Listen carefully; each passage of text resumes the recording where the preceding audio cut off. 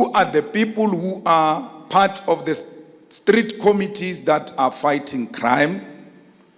Who are the patrollers? And what did patrollers eat today before they went on a patrol to protect as a society?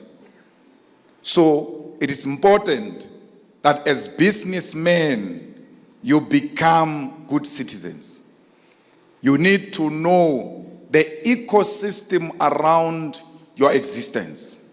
You should know who does what, where, and how do we support them. Because a good citizen who is a businessman and a businesswoman will always engage in ethical business that seeks to develop society to become a better society. A good businessman who wants to become a good citizen will not maximize profit at the expense of the well-being of our people. That a good businessman who is a good citizen will always ensure that you look after those who are around you, including your neighbors. It is not only for business people, it is also for all citizens who've got the means. It should be that you help those who are not related with you by blood. If you go around saying you are helping people and we ask you who, you say my cousin, my aunt, and all of that's not help, that's an obligation.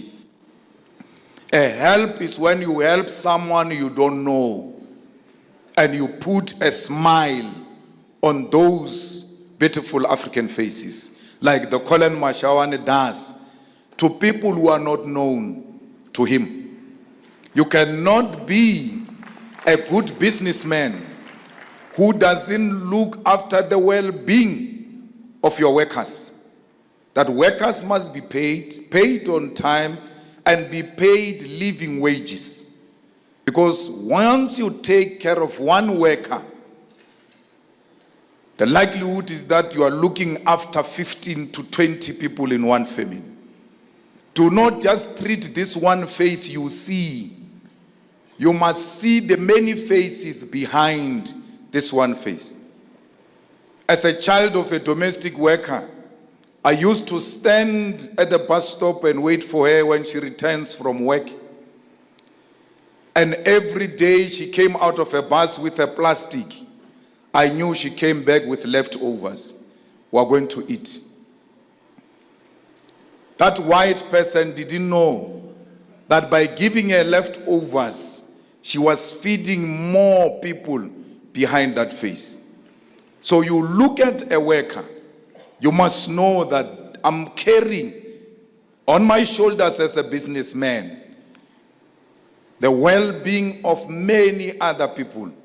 For because without you, a lot of people will go hungry. You will rather not make profit that month. You will rather not buy luxury vehicles for that month. You will rather not spend money in the clubs. Always make sure that your workers get a salary at the end of the day. And when that day comes, a responsible businessman is always frustrated because they know that if I miss this hour and a day, a lot more people are going to be affected. So we can pledge, Dr. Mashawan, because we are looking for pledges ourselves.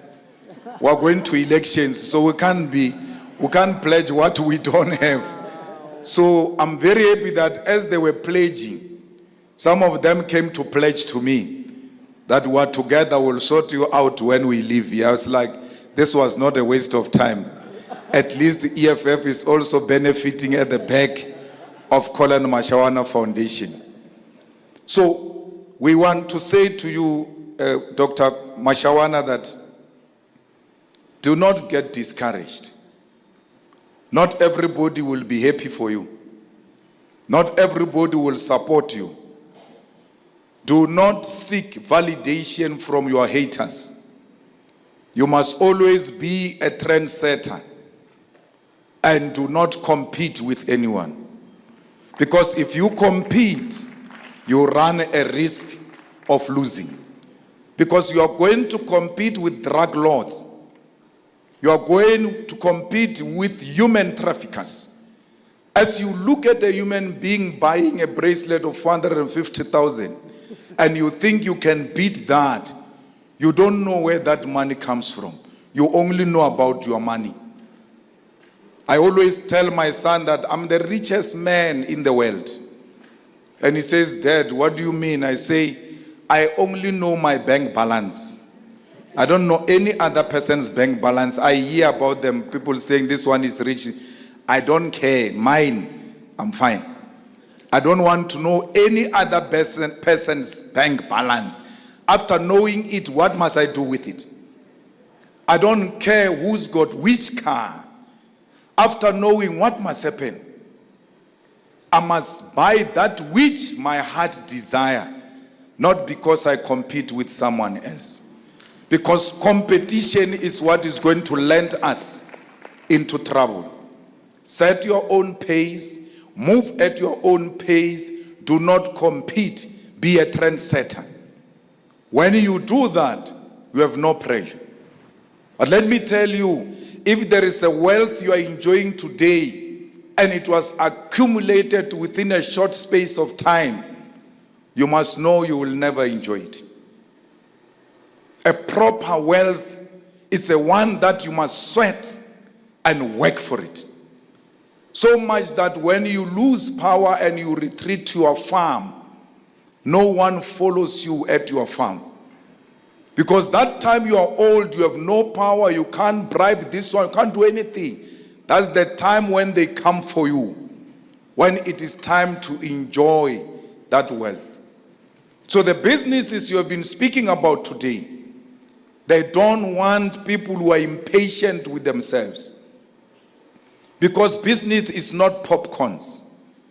It's something that you build in your mind, you conceptualize it, and you realize it and see it grow.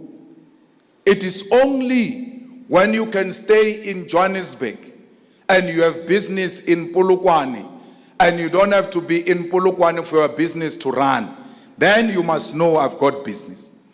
But if you can't leave your business, because when you leave, it is likely to collapse, it's not business, it's self-employment. So you ought to make sure that you build businesses that are sustainable and self-sufficient. Tenders is not business. You must never say, I'm in business. What are you doing? I'm tendering. You must go and tender and take the money of the tenders and invest in business.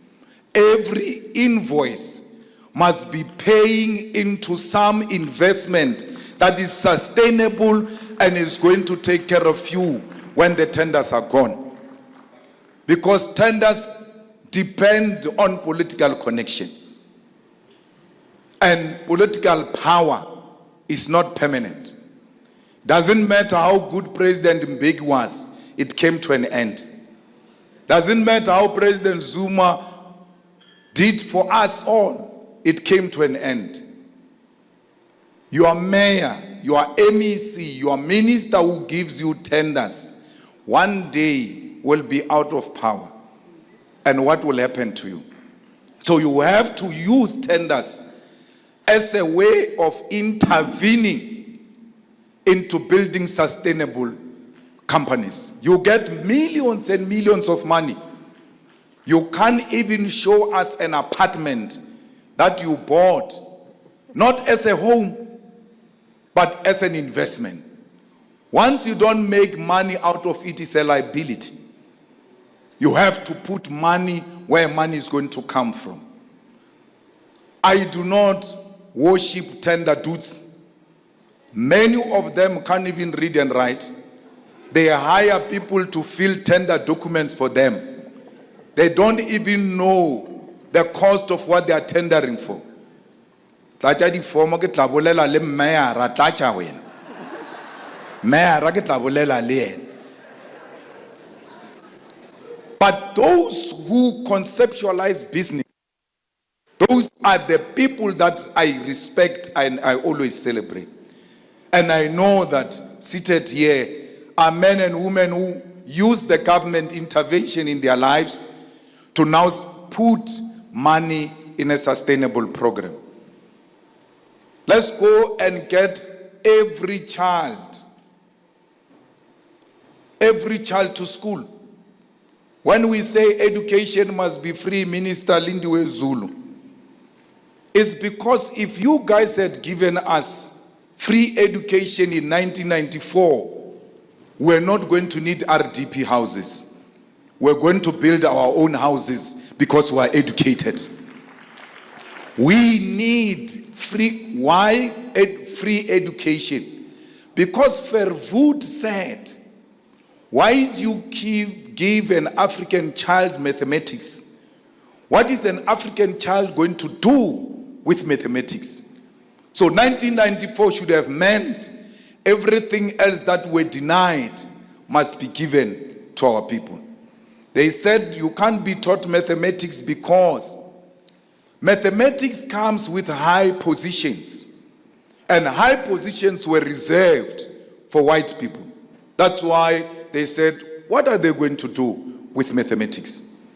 We need to go back and invest in education and liberate the mind of an African child, decolonize education that teach Africans to be proud of themselves and not Africans who worship borders and say they hate colonialism and apartheid, but love borders which were brought to us by colonizers, and argue about borders as if there is a country in the world that succeeded economically because it had a fence. That fence is equal to success. In your home, you've got a fence and you are poor. Why is the fence not helping you at home if fence means success? Why are we obsessed with hating each other as Africans instead of working together? There are so many opportunities all over Africa which you deny yourself because of the fence. And you know the fence, Southern Africa, is some madness. Because really there is no fence, but there is a gate. Have you ever seen a person with a yard putting a gate but there is no fence? And every time when he enters that yard, he opens the gate and even lock it. That's us. There's no fence in Lesotho. There's no fence in Zimbabwe. But we keep on wanting to believe on non-existing things. Hate me for what you want. I will never preach the division of African people. If it's going to cost me vote, let it be, because I will never be voted for by xenophobic individuals. Someone stood up in a meeting I was speaking and he said, they took our jobs. I said, after the meeting, come to me. Let's go fetch the job that they took from you. The person has never worked in his entire life, but they took his job. You don't have jobs because the economy is not growing, not because Zimbabweans are here. Once they tell you the economy is not growing, then you must know there will never be jobs. The growing economy shows itself through the creation of jobs. Don't listen to the story of Zimbabweans and Lesotho. Just look at the economic indicators as to whether our economy is growing or not. And if they say we are not growing, then you should know we are going to be in a crisis of jobs. You know, I have got a big problem and I don't understand why you guys don't have that big problem. When we grew up, I grew up in Seshego in a township. There used to be boycotts where people said, we don't want matchbox houses. We want better houses. In Soweto and everywhere else in Umlazi, we want better houses. Where did we get the concept of better houses? We looked at the houses that Afrikaner government was giving to the poor Afrikaners. And we said, If we are poor, we must get something like this or even better than this. Show me in the Oxford Dictionary, VC of UNISA, where they say a house is a house without a flushing toilet.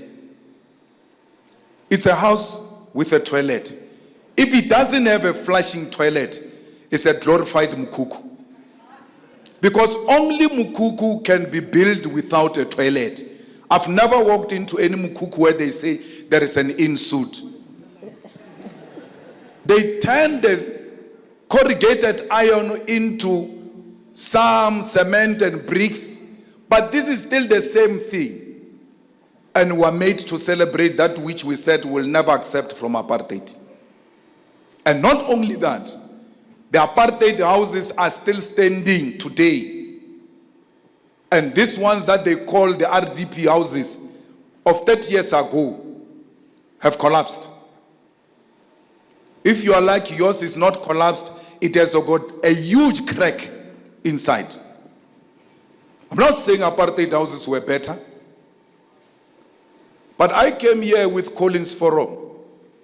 And if a stranger was to clap me here now, I mean, me and Collins Forum were going to team together and fight this stranger which clapped me. But if I were to be clapped by Collins Forum, it's going to be more painful than that which was done to me by the stranger, but the act is the same. But because it's done by a person you came with, the person who knows your pain, the person who knows your suffering, why can't they do better? Because they know our conditions. They don't have to read about it. And that's why Collins houses are a cause for celebration.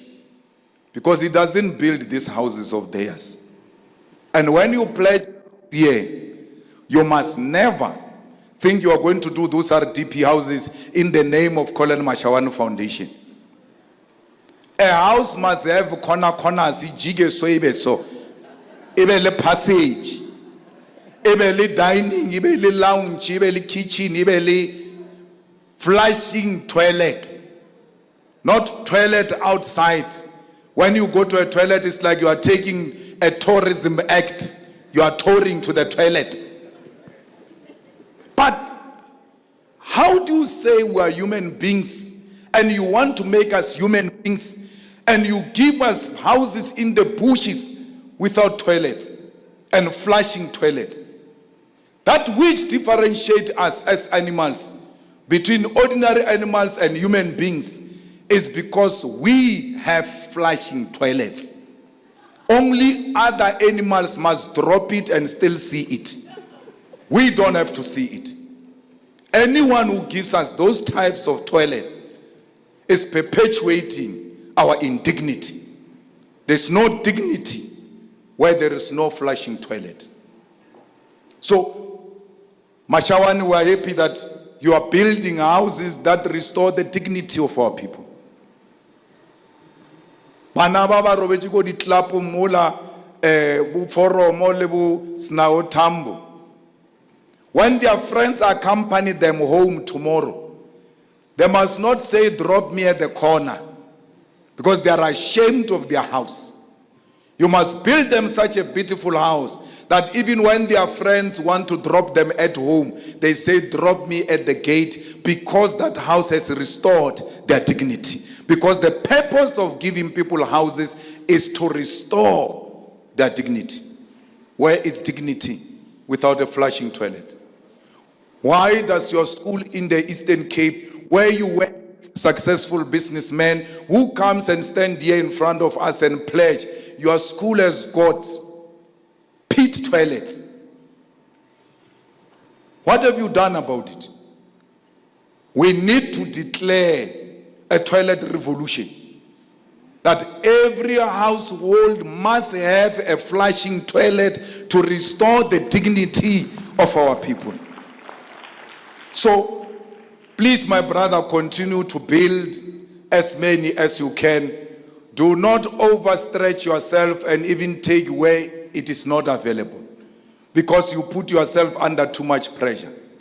Do it because there is availability and you can help. You can't help with that which you don't have. And those that came to speak and said they're in partnership with you and all of that, this is a businessman worth supporting. Because when you give him business, it's not for him and his family and his mother and his wife only. It's for them too. Because you are not going to build us houses if your mother stays in a shack. You're not going to give us food parcels if your mother is sleeping with an empty stomach. You're going to take care of her and your wife and your children, then take care of us. Because it's important to establish that family unit in order to build a responsible society. So please continue to build those houses. I always stay away when you go to open those houses and all of that, because I don't want to give you a political identity where your work is messed up with politics. I want you to shine there and allow this foundation to flourish and become much more bigger. We're there, we're supporting, and will always be there and support. And we've done this even when it was difficult. When we had nothing, we shared a plate, and we have no reason to turn against each other now.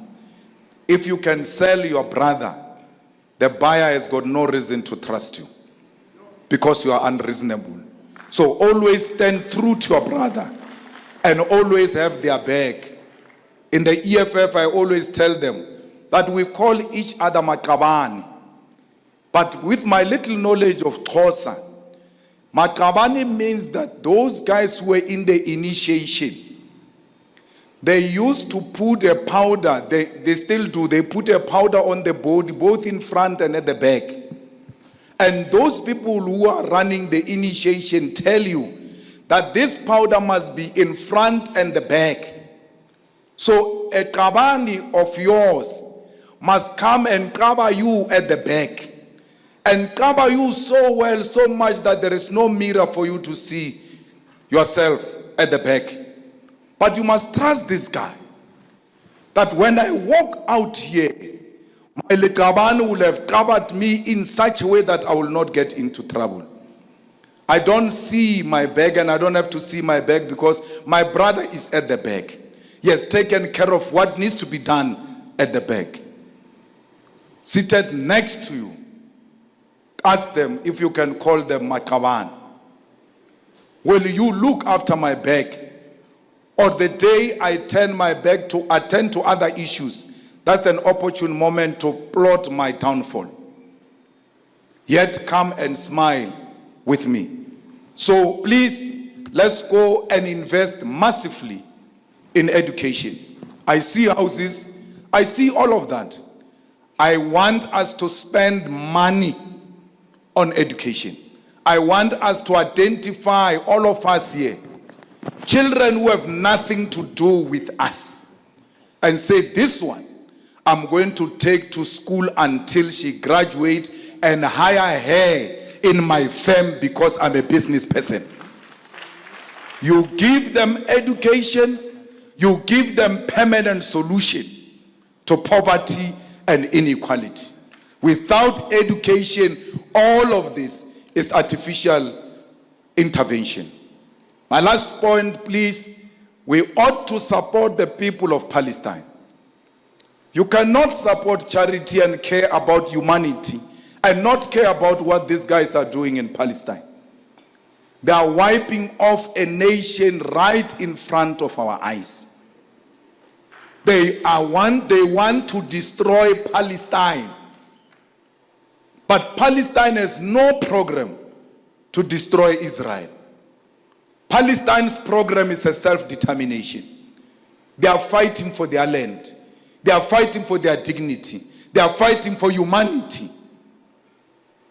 So we should pledge our support to Palestine and call for peace in the Middle East, because now Iran is going to get in.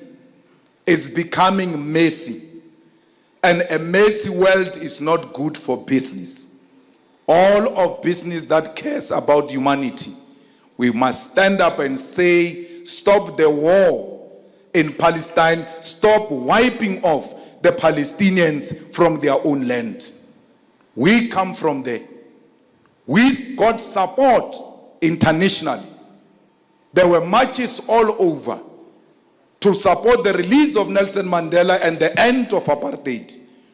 We are direct beneficiaries of international solidarity, and therefore we cannot behave like we don't know that international solidarity can help the people of Palestine because it helped us. So we make a plea that please support Palestine and call for peace in the Middle East. Mama Mashawane, continue to support your children. Some of us, we long for these days where our mothers and our fathers and our grandparents walk next to us. They still need you. They still need you to call order and ask them to calm down and think rationally before they make certain decisions. So you are sitting here today, you might not give a speech, but that is a speech enough for you to be here, because even when we finish speaking and we are going to be visiting Holy Water, we'll be looking at where you are, whether you are seeing us or not, and behaving perfectly. Will it be, once we start wanting to be ourselves, we'll be like, Colin, is she not going home? Because we know that in your presence, we've got no luxury of misbehaving. Because we want you to sleep with a beautiful smile. We don't want to bring a blanket on top of your coffin, yet when you are still alive, we never bought you a blanket. We shall buy you many blankets annually, so that when you die, we don't feel like we did bad to the old woman who looked after us. Colin's mother is the EFF councillor there where she comes from. Active member and councillor of the EFF. So that's why Colin is confused, because there is Lindiwe Zulu here, there is Julius and my mother here. Okay, let them bring them, all of them together. They will see how they resolve their problems. So here we've got a mother not only for Colin, but for the EFF as well. Because EFF is not for the youth. EFF is for the people of South Africa, irrespective of their age, color, and where they come from. Including white people are welcomed in the EFF, except racist. Because we must never glorify whiteness. This is black excellence, what I saw here today. It is not an easy time for us, Colin. When you said, I must come to your house on Wednesday, and I must still come here on Saturday, right in the middle of an election campaign. Realwa. But Wabatswerimba, they are very difficult. Mara, this elephant, we shall eat it piece by piece until we collapse it. Because we don't want a rushed victory. We are going to build it gradually. The EFF turns 11 years this year. The most formidable political formation in South Africa that owns a building at the city center of Johannesburg in less than 10 years. They've been for centuries, they don't own their own offices. Because we are a serious organization. So we are pleading with all of you, including Minister Zulu. Please vote for EFF. Thank you.